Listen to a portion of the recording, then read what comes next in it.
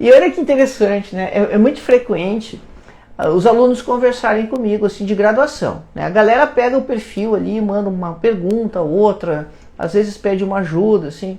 E eles relatam que os professores de graduação normalmente não estimulam para estudar estomatologia ou para fazer estomatologia.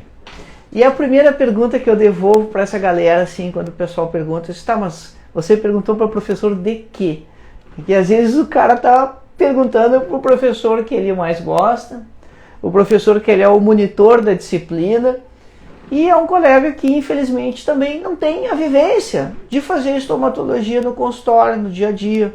Às vezes é colega que é só professor, nada contra, maravilha, mas é outra realidade. Você ser só professor, você ser professor e trabalhar no mocho atendendo pacientes.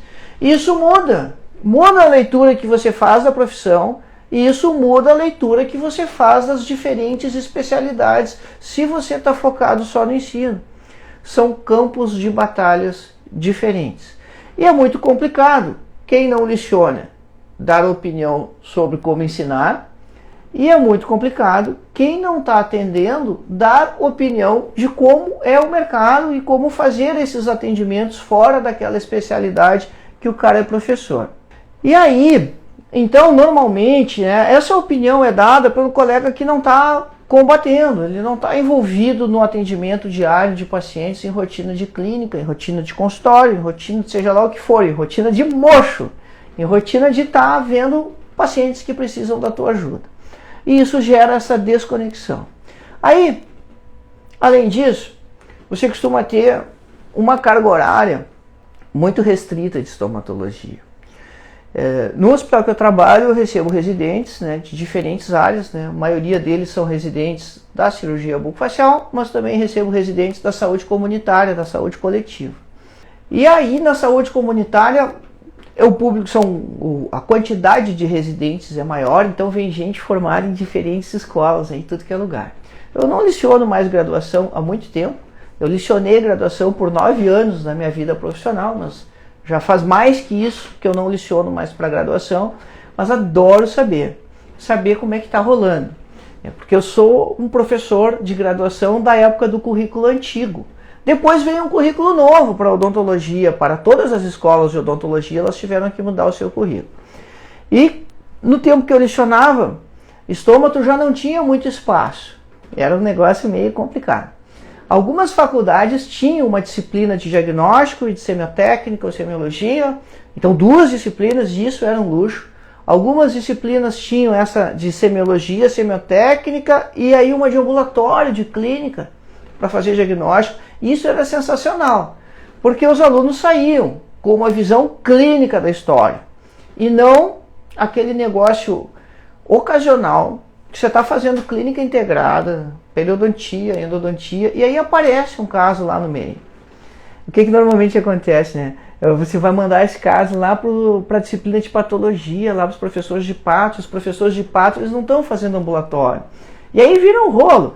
Ou então esse paciente acaba sendo encaminhado para buco. Para buco resolver, para a galera que faz cirurgia dar uma opinião lá e tentar resolver o caso. Gente, em todas essas situações, você está desconectando da clínica, do atendimento, né? Você está levando lá para o laboratório de patologia, professor de parto, dá uma olhada. Você está passando para a cirurgia e você não está pegando a sequência. Não está pegando o raciocínio clínico de resolver aquilo junto com as outras coisas. E aí vem mais uma coisa que faz com que a estômato pareça complicado. Você desconectar o caso de uma lesão do resto do atendimento que você está fazendo. Junto com essa opinião que normalmente é dada, né, na faculdade, assim, estômago é um negócio que aparece pouco, que não dá dinheiro, e é justamente o contrário. Isso fica estampado na cabeça da gente. Tudo que a gente aprender na faculdade fica muito gravado na cabeça da gente, porque é a primeira vez que você está tendo contato com a sua, ou com a realidade da profissão. E nós precisamos saber disso, que isso fica impresso. Certamente você não teve muita escolha para o seu time de futebol. Certamente você também não teve muita escolha para a religião que você acabou seguindo. Depois você acaba derivando para outras Para outro time é quase impossível, mas para outras crenças isso até acontece. Mas normalmente isso está impresso de acordo com a nossa família, de acordo com aqueles valores que os nossos pais nos passaram. Quando você entra para a faculdade, é quase a mesma coisa. Todos nós somos uma página em branco. E a nossa percepção da profissão, das áreas, de como atuar, isso vai sendo impresso nessa folha em branco à medida que a gente vai avançando no curso de odontologia, e aí muita coisa vai ficar gravada para sempre. Alguns conceitos a gente vai revisar, alguns conceitos nós vamos nos dar conta que é diferente. Você vai continuar estudando, você vai para congresso, você vai para outros cursos, você começa a assistir live no Instagram, no Facebook, e começa a ver visões diferentes. E se você vai fazer uma pós-graduação presencial, um curso de especialização, se você vai para uma outra escola diferente daquela que você se formou, isso é ainda mais rico, isso é ainda melhor, porque quanto mais você absorver de diferentes colegas, sempre, né? O nosso aprendizado na odontologia, ele é permanente, a gente não para de estudar, a gente não para de aprender, mais rico vai ficando a nossa prática clínica, a nossa vivência, quando você vai interagindo com mais gente. Então, em alguns pontos, você consegue fazer a revisão desse conceito, você consegue se dar conta que talvez as coisas não fossem bem da maneira que disseram para você. Então, olha só, né? Por que está ficando complicado a estômago? Né? O que a gente está somando aqui? A gente está somando a situação de você ver pouco na faculdade. Quando aparece, normalmente esse paciente é abduzido, né? Ele vai para a cirurgia, ele vai para a pata, ele vai não sei para onde, não segue na sequência lá. Então tem pouco conteúdo teórico, às vezes não tem ambulatório, às vezes esse ambulatório ele é pequeno, e quando aparece nos outros ambulatórios esse paciente é abduzido, e você ainda tem essa desconexão de muitos colegas. E isso não acontece por mal, né? Ninguém diz que estômago não dá dinheiro, tem pouco paciente por maldade, diz porque não conhece, porque não tem essa relação, e aí você realmente começa a enxergar as coisas. Olha só, você percebe perfeitamente alterações nos dentes das pessoas quando as pessoas estão conversando com você, mas não percebe as alterações de mucosa, justamente por causa dessa impressão lá da nossa folha em branco, quando a gente está na graduação, como as coisas são construídas. E aí, tem uma outra história interessante, assim, né? Eu sou quarta geração de dentistas na minha família, e eu convivi com todos, né? Quando meu bisavô morreu, eu tinha 20 anos, então eu ouvi muita história dele, eu já tinha passado da metade da faculdade, meus dois avós, paterno e materno, eram dentistas, meu pai é dentista, trabalha até hoje, e então eu tenho assim um retrato da família aí, de muito tempo da profissão. E é interessante ver como é que a coisa acontecia até meados dos anos 80, talvez, início dos anos 90, que esse pessoal mais antigo, eles chamavam os pacientes, né, de clientes. Porque eles tinham essa percepção clara que esse paciente, se ele fosse bem acolhido, se os seus tratamentos fossem bem desenvolvidos, ele ia passar a vida tendo necessidades odontológicas, necessidades dentárias. Porque esse negócio da prevenção não existia, era o paradigma restaurador, curativo da odontologia. Então você pegava um paciente que ia ter novas cáries, aquelas restaurações elas iam quebrar com o passar do tempo, ia ter infiltração, e aquilo ia assim, ó, num progressivo, né? Você sabia que o paciente primeiro ia passar pela fase de dentística com você, e todo mundo era clínico geral, todo mundo fazia de tudo. Você ia passar por uma fase de periodontia ali muito superficial, né? A pério nessa época aí não trabalhava da maneira que trabalha hoje, alguma coisa de endo. Depois os pacientes começavam a perder os dentes, ou a ter comprometimentos maiores, aí eles iam para prótese unitária, ou para próteses compostas fixas, né? Então pontes cimentadas, e você ia sempre com aquele mesmo paciente ali, e tendo novas necessidades até que, coisa louca, né? Ainda bem que isso mudou, até que chegava na dentadura. Mas essa era a história natural dos pacientes na maioria dos consultórios de dentista. Isso mudou, não vem mais essa história, né? Porque hoje você preserva os pacientes, preservam os dentes, eles têm seus dentes preservados pelo nosso trabalho também, pela maneira que a gente trabalha, informa e faz essa parte de prevenção. Então você não tem mais aquela abundância de procedimentos restauradores, reconstrutivos que você fazia nos dentes dos pacientes. Aí começou a história de você ter um procedimento novo para oferecer. Então, começa a vir procedimentos, técnicas, mas elas são procedimentos e técnicas que você faz uma vez. Você vai colocar um implante ali onde tem a perda dentária. Algumas coisas, clareamento, você vai conseguir fazer mais de uma vez e tal, mas aí fica aquela busca desesperada por captação permanente de pacientes. Você tem que estar sempre botando o paciente para dentro do consultório para conseguir dar volume nesses atendimentos novos, porque esse atendimento ele é 1, é 2 e depois acabou. O paciente não vai precisar de novo de você. Quem faz cirurgia vai tirar os sisos do paciente uma vez só. Então tem que estar sempre fazendo novas captações. Quando isso é diferente? Quando? Tem duas especialidades que isso pode ser particularmente diferente.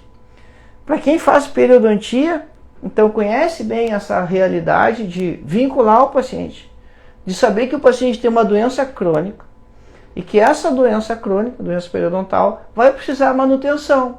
Porque se o paciente não fizer as manutenções, a doença volta, ela recidiva. Então, permanentemente você está envolvido ou você está ocupado no atendimento daquele público. E aí volta um pouco daquele conceito antigo que eu explicava aqui, né, dos meus avós, do meu pai, né, que os pacientes eram clientes, porque eles ficavam vinculados e recorrente era o retorno deles ao consultório. Você se deu conta que além da periodontia, a estomatologia faz isso também? Tem algumas situações que você vai ser absolutamente resolutivo e o paciente não vai precisar mais de você. Por exemplo, se ele tem uma lesãozinha nodular no lábio, na língua, simples essa remoção, você faz aquela remoção, talvez ele não precise mais da sua atenção naquele momento. Porque ao longo da vida, novas necessidades de estomatologia, essas sim podem surgir.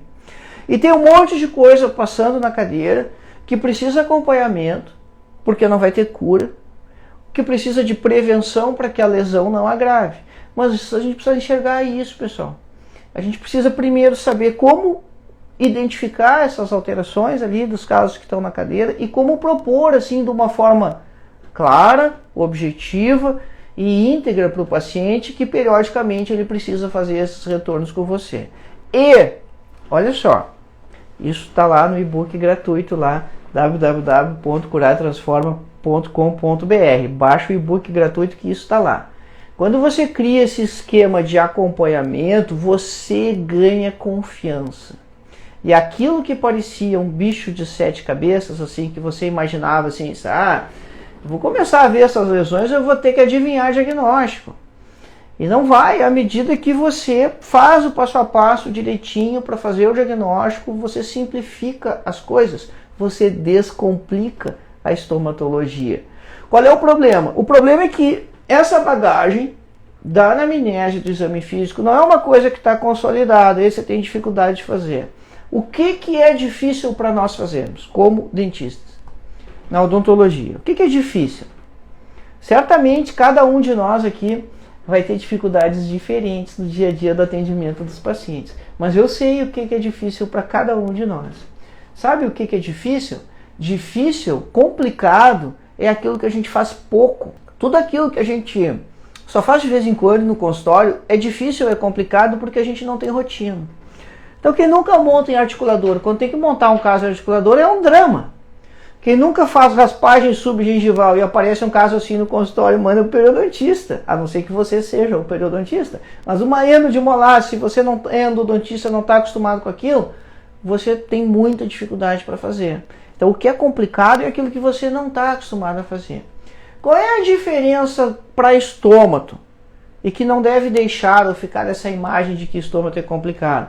Que você não precisa de treinamento de habilidade manual. Porque até para montar um articulador semi-ajustável, você precisa treinar o posicionamento, tudo. Tem um monte de coisa ali que depende de habilidade, né? Apertar aqueles parafusos ali para o arco facial é um drama, né? Mas tem que treinar para aquilo sair direito, porque se você montar errado não adianta nada, só prejudica. A mesma coisa endo, pério, dentística, estética então, gente. Nossa, estética você precisa ter uma habilidade muito boa para fazer aquilo. E na estômago não é preciso. Na estômago você precisa ter conhecimento, mas além do conhecimento, porque ninguém sabe tudo, você não vai conseguir saber tudo nunca a respeito das lesões, porque não existe ninguém que tenha esse domínio total. Você precisa ter uma maneira de atender esse paciente justamente para te dar segurança. Próxima questão nessa história, assim, né? Você ser surpreendido, né, pelo paciente que você acabou de examinar, acabou de ver a queixa principal, você planejou ali o tratamento, o orçamento, e aí o paciente diz para você, doutor, mas eu tinha uma outra coisinha aqui do lado, não sei se o senhor viu, e aí ele tinha uma mancha, uma ceratose, uma placa branca, uma placa vermelha, uma mácula escura ali, melanocística, que a gente nem viu, pessoal. Isso acontecia comigo. E a gente precisa se educar para isso, né? Eu comecei a ficar com vergonha quando isso acontecia. Por isso foi uma das coisas que mudou o meu exame físico, né? Às vezes a gente fala assim, eu quero te mostrar o jeito que eu faço isso há quase 30 anos, né? Mas não é bem assim, eu não faço desse jeito há quase 30 anos. Eu fazia errado, fazia diferente. Há quase 30 anos eu estou trabalhando. Agora, fazendo desse jeito, sim, com essa metodologia de atendimento, isso foi sendo construído ao longo do tempo. Eu não sei te dizer quanto tempo tem esse meu jeito de atender, né, esse esquema todo passo a passo. E com certeza ele não vai ficar assim para sempre, não. A gente vai ir mudando a dinâmica à medida que coisas novas vão acontecendo, que isso é uma das coisas bacanas da odontologia, né? Daqui a pouco vem um paciente com um caso que te surpreende, uma intercorrência que aconteceu naquele tratamento que você já usou tantas vezes, e aí você precisa dar uma sacudida na sua zona de conforto, né? Olha, acho que isso aqui eu preciso melhorar, isso aqui eu preciso fazer diferente. E essa era uma das situações que me deixava muito constrangido. Quando o paciente vinha com uma queixa principal, eu focava naquilo ali, ele dizia que tinha outra coisa dentro da boca e eu não tinha visto. Quer dizer, ele sabia que tinha alteração, não estava muito preocupado, porque não era essa a motivação da consulta, mas eu não vi. E aí, tenho uma pele muito clara, né? Eu fico vermelho na hora. Então, ruborizava na hora, né? E, cara, com o passar do tempo, né, eu fui percebendo que não dava para ser desse jeito, né? Que eu precisava realmente sempre fazer um exame físico que fosse objetivo, dinâmico e procurando as coisas. E às vezes as coisas são óbvias justamente para não passar. Eu tô achando engraçado, né? Mas eu ficava vermelho. Fico ainda, né? Por qualquer coisa, né? Então isso me incomodava demais. E foi uma das coisas então que mudou a minha forma de atender. E para quem está pensando então, né, nessa estômago, junto com a sua especialidade, numa estômago de dia a dia de consultório, percebendo essas coisas dos pacientes, é muito importante você ser desconfiado. Você analisar toda a mucosa, observar todas as estruturas, palpar pescoço. Os pacientes percebem que você está sendo cuidadoso no exame. E alguns ficam até desconfiados, né? Alguns até dizem assim, o doutor está procurando coisas. Eu digo, olha, cara, não estou procurando, as coisas elas estão aí, elas precisam ser vistas. Não estou procurando nada que você não tenha. A gente não vai inventar patologia na boca do paciente. A gente pode não ver, e esse é o problema. Então, esse argumento, né, você está procurando coisas, não, estou tentando ver o que já está lá, nada vai ser colocado nas suas estruturas, né? E outra questão aí na sequência disso, tu viu a parada lá, né? Mas você não sabe o que fazer, né? Não sabe como tratar. Esse é um problema também que dificulta muito, que faz com que a estômago pareça complicado, é você ter um protocolo de tratamento claro, que funcione. Prescrição direitinho, sabe? Qual é a medicação para esse problema, né? Se o paciente está com candidíase, o que eu vou prescrever? Qual vai ser o intervalo? Qual vai ser a droga? Preciso usar associação? Ou vai ser só tópico? Ou vai ser só sistêmico? Que cuidados eu tenho que ter com a prótese? Isso é difícil. Isso realmente é difícil. E isso vem realmente de você pegar protocolos definidos, testar os protocolos para as diferentes alterações que seus pacientes têm, mas você ter essas cartas na manga, né? E não aquela coisa assim, usa isso aqui de 3 vezes ao dia. Cara, 3 vezes ao dia é uma confusão. Aí o paciente não sabe os intervalos de tempo. 3 vezes ao dia é de 8 em 8 horas. Então a gente precisa ser preciso, ser claro nessas prescrições que a gente está fazendo. Por quê? Se a gente não é. A gente sendo, os pacientes já usam errado. Às vezes você faz a receita, escreve ali direitinho, explica. Tem que fazer as duas coisas, né? Sempre. Só não dá para dizer, às vezes até é fácil, né? Você faz a receita, explica para o paciente e dá vontade de dizer assim, agora repete, que é para ver se ele entendeu realmente tudo que você explicou. Porque às vezes naquela confusão da consulta, o paciente se perde nas informações e aí ele não usa a medicação direito. Aí não dá certo o tratamento, né? Não dá o resultado que esperava. Aí de novo você vai pensar que estomatologia é complicado. Mas na verdade complicado é a comunicação, né? O paciente usar as coisas da maneira que você está propondo, que você está prescrevendo. Eu gosto de fazer essa conferência antes de passar o paciente para a cadeira na consulta de retorno. Quando ele entra para a consulta de retorno e senta ali para a gente conversar, para saber como é que ele passou, como é que está, quais são as impressões que ele tem da evolução da doença. Então, a consulta de retorno é muito importante, gente. Você tem que ter ela bem estruturadinha também, porque ela é uma fonte de manutenção dos pacientes no consultório e uma fonte de rendimentos importantes. É claro que aquela consulta imediata, logo depois que você instituiu o tratamento, você normalmente não vai cobrar essa consulta, mas dali ao longo de mais tempo, se esse paciente precisar de controle, você vai fazer as cobranças e para você fazer as cobranças você tem que entregar um produto. E que produto você vai entregar? Uma consulta qualificada. Então o primeiro passo nas minhas consultas de retorno é sentar com o paciente e conversar um pouquinho ali. E aí, como é que foi? Deu certo? Não deu? Antes de olhar, não na cadeira odontológica, na cadeirinha ali, no escritóriozinho, do lado da minha mesa de atendimento. Como é que você usou o remédio? E aí que é o pega-ratão, né? Como é que você usou a medicação? Aí ele vai dizer assim, não, eu usei do jeito que o senhor escreveu aí. E aí você pergunta para ele, tá, mas me explica. E aí você vai ter certeza. Né? Se ele usou direitinho, se ele usou na dose certa, no intervalo de tempo correto, quantidade de dias correto. Então, às vezes, outro ponto fundamental aqui, né? Estômago parece complicado, porque os nossos tratamentos não estão dando certo, mas revisa sempre com o teu paciente se ele fez o tratamento do jeito que você propôs. E se ele fez do jeito que você propôs e não deu resultado, bom, talvez você tenha que revisar as suas opções terapêuticas, né? As suas opções de medicação que está prescrevendo, enfim. Ou talvez você tenha que revisar o diagnóstico, porque talvez aquilo que foi prescrito não seja adequado para o problema que o paciente tinha. Gente, protocolo de medicação realmente é bastante coisa.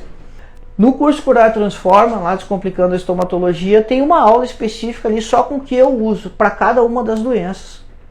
Porque eu estou atendendo gente todos os dias há bastante tempo. Então eu já usei praticamente tudo para praticamente todas essas coisas. E aí eu comento lá os fármacos. Olha, esse aqui eu usei não deu certo, esse aqui eu uso assim, esse aqui eu uso assado, antibiótico, minha primeira escolha é essa, a segunda é essa. Para fungo eu uso primeiro isso, junto com aquilo, depois não sei o que.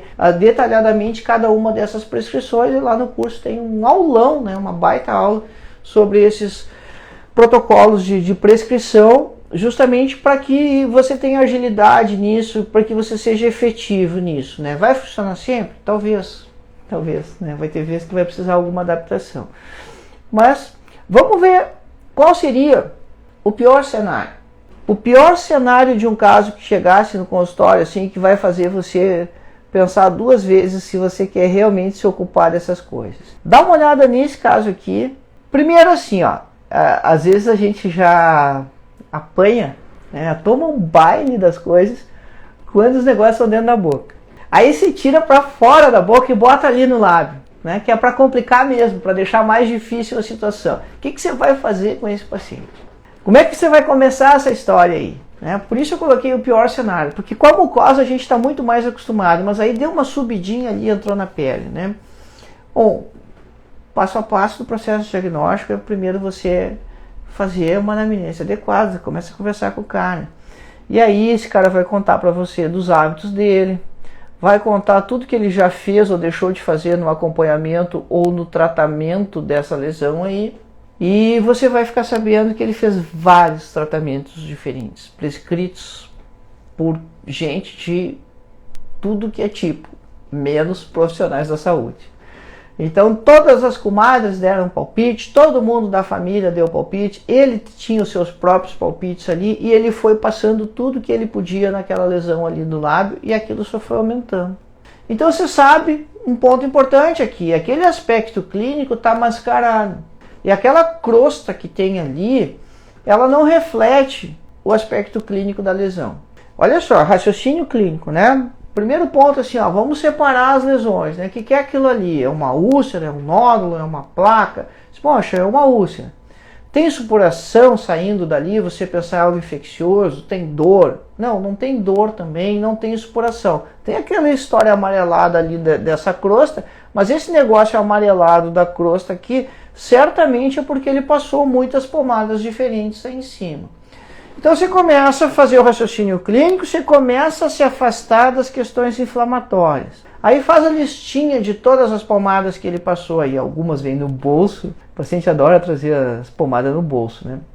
Outras ele vai lembrar o nome, outras vai ter a caixinha e tal. Você vai ver que tem muita pomada, sempre, né? As pessoas usam associação ali de antifúngico com antibiótico, com pomada cicatrizante, com componente anti-inflamatório, outras que só são anti-inflamatório e tal. E isso te afasta cada vez mais essa questão inflamatória. Porque ele usou a medicação para isso. Porque não dói. Porque não tem supuração. Não que precise ter pus para ser inflamação. Mas na boca isso é muito frequente. Se tivesse era um dado importante. Aí você vai alinhando sua maneira de pensar. Próximo passo. Exame físico. Você tem que tirar aquela crosta ali de cima. E quando você tira a crosta de cima da lesão. E aí sim você tem razões para ficar preocupado. Então, justamente por isso que eu dizia que talvez esse seja o pior cenário possível, porque agora você está vendo uma crosta que tem um aspecto destrutivo, que abriu uma cavidade praticamente ali no lábio, né? Isso a gente descreve como crateriforme, porque ela tem forma de cratera. E aí você toca naquilo ali e não dói, não tem reação nenhuma. Então esse é um caso que, obrigatoriamente, ele precisa evoluir para a biópsia. O que a gente não sabe ainda? Qual é a mensagem aqui? Estômago parece complicado, estômago pode parecer complicado, estômago pode não ter o diagnóstico ainda, mas estômago tem as etapas para você conduzir o seu caso. Estômago tem a sequência daquilo que você tem que fazer. Então, dentro dessa sequência daquilo que você tem que fazer com o paciente do consultório, que você vai fazendo o seu raciocínio e você vai confirmando ou excluindo. De quem é a bronca aqui? A bronca aqui é do patologista nesse caso. Então ele é o pior cenário para a gente do consultório até a gente conseguir alinhar esse raciocínio e você chegar à conclusão que tem que fazer uma biópsia ali. Uma biópsia parcial, pequena, e isso era um carcinoma. Completamente atípico, pessoal. Então quando essas coisas surpreendem a gente pode pensar que estomatologia é uma coisa complicada, mas isso não é a rotina. Isso é a raridade. E quando aparece um caso raro como esse no consultório, não é esse caso raro que vai ou que deve te limitar de fazer todas as outras situações. Por que isso é raro, carcinoma de lábio? Não, mas é no lábio superior. Sabe quantos carcinomas de lábio superior eu vi na minha vida profissional em quase 30 anos trabalhando? Só esse. Só esse. Mas não foi por causa desse caso aí que a gente vai correr da briga de fazer os outros casos, os que são mais simples. Lábio inferior aparece toda hora, mas em cima, no meio do bigode, com aquele monte de crosta ali, você precisa fazer o passo a passo do processo sempre. Então, olha, cara, não te assusta, né? Primeira coisa, não deixa o caso raro te impedir de fazer as outras coisas. Porque os casos raros, eles realmente vão ser complicados. Esse aí era tão raro que a gente se deu o trabalho de fotografar sem nem saber o que era, porque sabia que vinha alguma coisa diferente ali, né? E a segunda questão é que você tem que seguir, se você segue, você não tem que seguir, né? Você faz o que você quiser, mas se você seguir a sequência do processo todo para fazer o raciocínio clínico, sua vida fica mais fácil, você tem menos chance de errar e você vai ser resolutivo. É muito melhor, né, do que o paciente perceber que você está inseguro. As pessoas percebem isso, né, que você não sabe bem o que fazer, né, mas tudo começa de uma abordagem qualificada desde o início do atendimento. Aí, eu quero mostrar 3 manifestações, ou 3 casos clínicos de uma mesma lesão. E como isso pode ser diferente. Porque isso é outra coisa que faz com que a gente pense que estômago é difícil, né? Sai um monte de coisa e às vezes essas coisas ainda aparecem de um jeito, aparecem do outro. Mas no fundo, pessoal, a manifestação clínica principal ela tem que estar presente. E aí você precisa ser um pouquinho, né, ardiloso na jogada aqui para perceber as coisas. Então o cara faz ortodontia e ele imagina que ele não vai ver caso de estomatologia nunca, né? E tem muito caso de lesão de boca para quem faz ortodontia sim. Tem uma das alunas do Curar Transforma, conversou ao vivo numa live aqui conosco, a doutora Renata, lá de Lençóis Paulistas, né? Ela faz ortodontia e ortopedia funcional dos maxilares e está cheia de casos de estomatologia. Então, o que é aquelas placas brancas ali no fundo sul? E o que você vai fazer quando você vê uma placa branca? É complicado ou não é complicado? Você vê um caso assim tão intenso, com essas áreas brancas assim. Qual é o passo? Semioteca. O paciente veio para fazer o ajuste do aparelho, está sem o arco ali, o arco foi removido, e você vê aquelas placas brancas ali distribuídas no fundo sul. Parece uma nata de leite. Qual é o próximo passo aqui? Bom, primeira coisa óbvia, né, é você perguntar para o paciente, se não era a queixa dele, se ele já tinha visto aquilo ali, e se aquilo ali é recente, tinha aparecido há mais ou menos tempo e tal. E aí, tira o cara da cadeira, se você passou ele na corrida para a cadeira odontológica, né, traz ele de volta para cá e vamos conversar olho no olho primeiro, né? Primeiro eu quero saber tudo que você, paciente, sabe do que está acontecendo aí. E aí o paciente vai contar a história para você ou não, mas depois você vai alinhar o seu raciocínio clínico, o exame físico, raspou, saiu. Gente, o que raspa e sai? Então, é complicado? Não, não é complicado. É candidíase. É feio? Sim, é feio. É uma candidíase muito exuberante. Que talvez você tenha que pensar em outras coisas, né? O que está complicando essa candidíase? O que está tornando essa candidíase assim, com um aspecto clínico tão intenso?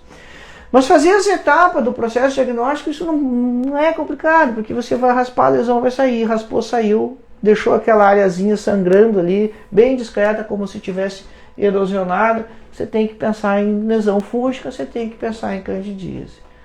Por que está tão intenso? Nesse caso em particular aqui, ela está tão intensa assim, porque esse é uma paciente HIV. Essa moça, essa jovem, 20 e poucos anos, ela era HIV, e não tinha o diagnóstico ainda. E por isso ela estava fazendo candidíase tão intensa. Esse é o passo a mais do processo, né? Mas isso não é complicado. Você faz o diagnóstico de candidíase em qualquer lugar que você vai dar uma pesquisada um pouquinho a mais se você não está ligado nisso, né? Se você não está ligado que a cândida é um fungo que tem na boca de todo mundo e que para ela proliferar mais precisa um desequilíbrio da microbiota bucal ou precisa uma baixa imunológica. Se você não está ligado nisso, essa é uma informação fácil de ser obtida, né? Qualquer coisa que você for procurar a respeito de candidíase, essa informação vai estar lá. Precisa treinamento para isso, precisa habilidade especial, precisa algum conhecimento mais aprofundado para resolver um caso como esse? Não. E aqui ainda vai acabar fazendo aqui o diagnóstico de uma doença sistêmica grave que a paciente tinha e não sabia. Aí, então esse é um exemplo de um caso intenso, né? Aí você pode ter um paciente que é desdentado total e que também tem uma candidíase assim exuberante, muito marcada. O paciente tira a dentadura no consultório, você imagina que esse paciente veio fazer implante, né? Você vai ter aquele rebordo ali, volumosão, né? Você vai fazer um protocolo ali, colocar um monte de implante, já está pensando em toda a reconstrução que vai ter que fazer e tal, aí ele tira a prótese, está cheio dessas placas brancas. O que você vai fazer? Você vai adiar o seu protocolo, vai mandar ele para o Maurício dar um palpite, fazer uma consulta com o Maurício tratar isso aqui, mas você pode estar a 3.500 quilômetros do Maurício, né? Afinal o Maurício mora na ponta do país, né? Ele se esconde lá embaixo. Como é que você vai resolver? Vai procurar alguém que faça estômago na sua cidade? Não vai ter, né? Você tem que ser resolutivo. Então, pessoal, o processo diagnóstico aqui para o seu paciente, né? O que você vai fazer? Você vai fazer toda a história aquela da anamnese direitinho, ele não sabia que tinha, então a história vai ser paupérrima, porque vai estar com a dentadura lá, e aí você raspa e aquilo sai. Talvez, um raciocínio que fica arraigado na mente de muitos de nós dentistas, é você achar que se é branco é leucoplasia. e já atropela o processo todo. E tem o passo a passo, respeita a sequência, faz tudo direitinho. Raspou, saiu. Tinha alguma outra história aqui, como no caso do paciente que usava aparelho ortodôntico, que era HIV? Não tinha, gente. O que tinha aqui era má higiene, verdadeiramente. A prótese que não era higienizada adequadamente. Dá até pra gente fazer assim um meia-culpa, né, como dentista, como profissão, assim, quantas vezes as próteses são entregues para os pacientes e a gente não dá aquela informação adequada, necessária sobre a manutenção da prótese. E seria fundamental que logo que o paciente começa a usar a dentadura, ele fizesse consultas de retorno, mesmo que a prótese esteja perfeitamente adaptada, justamente para você prevenir situações como essa. Até que o paciente vai realmente aprender a higienizar, saber que aquela prótese não é eterna. Como é que você vai tratar esse caso aqui? Você vai tratar esse caso igual ao outro caso. Apesar do outro caso ter a complicação do HIV, então vai ter que ter o tratamento da questão do HIV também, mas o tratamento da candidíase ele é igual, ele não muda. Para o paciente que tem a prótese, para o paciente que tem alguma outra causa qualquer.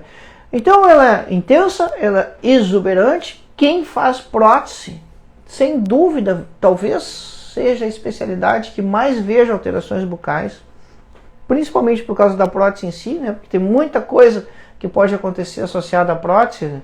Essas infecções fúngicas, hiperplasias fibrosas, e aí vai uma infinidade grande de lesões. Porque assim, ó, quando você tem o caso grande, que nem esse aqui, né?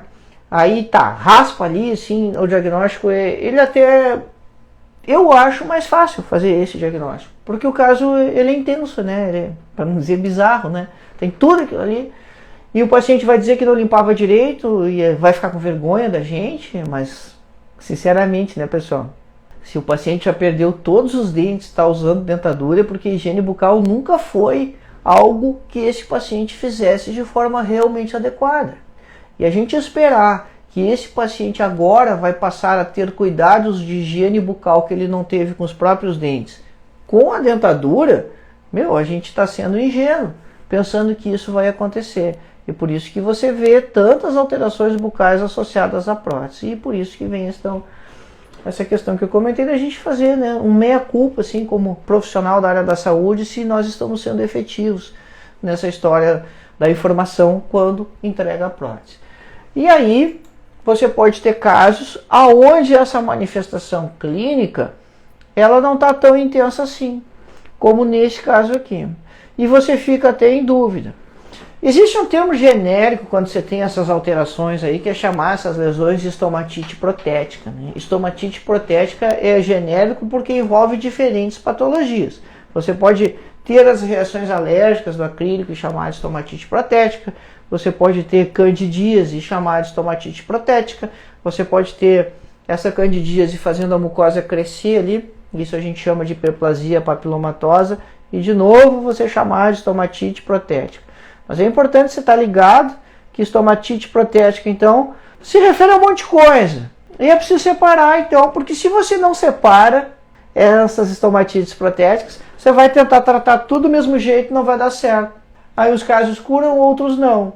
Aí vem de novo aquela frustração, vem de novo aquele pensamento de que estomatologia é complicado. Não é complicado não, é que a gente está pecando nesse passo a passo aí do diagnóstico, ali do acompanhamento. Então, faz um teste simples ali, pega uma sonda exploradora, as costas da sonda corre. Se tiver fungo, você vai colecionar fungo nas costas da sonda exploradora e você vai confirmar que é candidíase. Então você saiu daquele nome lá, daquele balaio de lesões que é a estomatite protética, e você está tratando um caso de candidíase, ou candidose, enfim, não importa, né? Como você vai chamar. Você tem uma infecção por cândida, que usualmente essa infecção é por Candida albicans, que dentro das subespécies de Candida ela é a mais frequente. Então também não faz sentido no consultório você entrar nessas firulas de nomenclatura, no consultório você entrar nessas firulas de subespécies de Candida, porque na prática, lá no mocho, a maneira de você tratar o paciente, você conduzir o caso, ela não vai mudar, ela não vai ter interferência por causa dessas nuances que você vai eventualmente pegar lá no livro de patologia, vai ver aquele monte de coisa lá no livro de patologia e isso só vai te confundir, né? Você diz, bah, mas e agora? Tem tudo isso, como é que eu vou fazer para tratar esse caso? Não, cara, as coisas são simples, os protocolos eles são simples. Então você vai tratar aquele caso do aparelho ortodôntico na menina HIV, aquele caso do paciente que tinha candidíase no palato embaixo da dentadura que não higienizava a prótese, e esse caso da paciente que também tem sobre a prótese, mas tem uma condição um pouco melhor, então a candidíase está menos exuberante, ela está mais eritematosa, da mesma maneira. Da mesma maneira. Precisa, claro, a interferência do fator predisponente, mas então qual é a complicação, né, para resolver esses casos? E justamente, como comentávamos, né, você precisa ser resolutivo para os seus pacientes, porque eles precisam de você. E quando você não trata essas lesões, na verdade você está deixando de atender os seus pacientes quando eles mais precisam de ti. Porque quando tem lesão na boca e o paciente viu que ele tem lesão na boca, isso gera angústia. Porque todo mundo ouviu falar, tá toda hora na televisão, o negócio do câncer de boca, câncer de boca, câncer de boca. Todo mundo conhece alguém, um vizinho, familiar que já teve câncer de boca. Então as pessoas ficam desconfiadas, né? E também, né, gente? Todo mundo tem medo de morrer, né? E aí daqui a pouco você vislumbra uma alteração na boca lá que você não sabe o que é. E claro que tem medo de morrer, você vai procurar ajuda. Isso é natural nas pessoas. E você precisa dar esse retorno ao seu paciente, né? Com tranquilidade, com serenidade, saber resolver os casos. E uma questão assim que também assusta bastante por causa dessa linha de pensamento, né? Você vê algo branco, você pensa que esse negócio branco é leucoplasia, e se você pensa que isso é leucoplasia, você já pensa no câncer e você nem está ligado na questão de probabilidades, né, de estatística, qual é o potencial de transformação ou não. Mas, antes disso tudo, como é que você está fazendo esse exame físico? Você viu aquela mancha branca no assoalho da boca, você viu aquela mancha branca lá na língua, e aí olha só aquela questão importante. Fazer um exame físico diferenciado, né? Perceber essas coisas, essas alterações. Né? Se o paciente só abrir a boca com a língua estática, você não vai ver isso, a língua vai esconder aquela do assoalho da boca. Talvez você perceba aquela que está na borda da língua. É complicado fazer um exame para enxergar isso aí? Não, não é complicado, né? Isso é bem simples. É complicado fazer o diagnóstico diferencial, saber se isso aí é leucoplasia, ou saber que diabo é isso afinal. Não, gente, não é complicado. Basta você fazer um exame um pouquinho diferente, movimentando as estruturas, você vai achar aonde os dentes estão batendo ali. E se os dentes estão batendo ali, você tem ceratose friccional. O que você precisa aqui? O paciente precisa de boa odontologia, que evite aquelas áreas de atrito ali. Porque quando você tirar aquelas áreas de atrito, você vai fazer com que a ceratose resolva. Como é que isso acontece? Gente, epitélio se defende proliferando, né? Mal comparando, não é assim, né? Mas é uma comparação boa da gente fazer para os pacientes entenderem, né? Você está com o paciente no consultório lá e precisa explicar isso para ele, né? Cara, como é que você vai explicar? Assim, ó, usa essa frase, bem do jeito que eu comecei a aula. Mal comparando, quer dizer, fazendo uma comparação ruim, mal comparando é como um calo. As pessoas entendem isso com muita tranquilidade. E não é muito diferente mesmo que você fizer uma biópsia daquilo ali e colocar no microscópio, que tem um epitélio desse tamanhão quando ele deveria estar desse tamanhão. E essa diferença de tamanho pode ser um monte de coisa. Pode ser hiperceratose, paraceratose, hiperparaceratose. Aí o patologista vai descrever tudo que ele viu ali de alterações no microscópio. O que muda aqui no consultório? O que muda aqui no mocho? Nada. Para a maneira que você tem que atender o paciente. Porque aquilo ali não é uma leucoplasia, não é uma lesão cancerizária. Então, isso tem muito impacto quando você tranquiliza o paciente, né? E você tem certeza que nem tudo que é branco é igual, que tem essa diferenciação das lesões ali, mas você consegue colocar um espelho na mão do paciente, ou pegar a microcâmera, aquela bacana que joga na TV de LED a imagem ali, e mostrar para ele, só, você está vendo isso aqui? Isso aqui é causado por isso aqui. E é aqui que a gente vai corrigir. E aí você vai curar dessa lesão aqui. Mas a gente vai precisar de algum acompanhamento até as coisas estarem completamente resolvidas. Porque então, né? Falta o raciocínio que a gente estava fazendo antes, né? Tem treta na história? Cara, pode ter, ninguém sabe tudo, a gente está sujeito a ter surpresas, né? Então por isso que respeitar o método, ele é muito importante e ele vai te ajudar tremendamente no seu processo de condução dos casos, né? Em como você vai resolver as coisas com os pacientes.